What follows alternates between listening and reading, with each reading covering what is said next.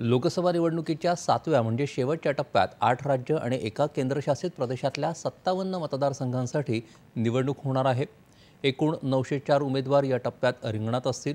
उमेदवारी अर्जांची छाननी पूर्ण झाल्यानंतर 954 अर्ज वैध ठरले। काही उमेदवारांनी अर्ज मागे घेतल्यानंतर 904 उमेदवार रिंगणात आहेत।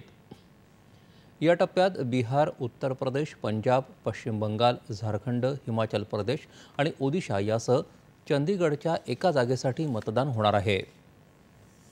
दिल्लीमध्ये केंद्र सरकारनं केलेल्या विकास कामांची माहिती केंद्रीय मंत्री हरदीप सिंह पुरी यांनी आज एका पत्रकार परिषदेच्या माध्यमातून दिली।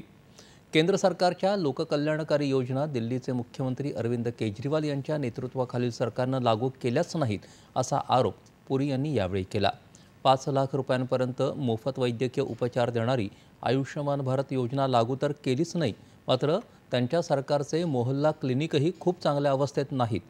कोरोना महामारीच्या काळात या मोहल्ला क्लिनिकचा कोणताही उपयोग झाला नाही याकडे त्यांनी लक्ष वेधलं।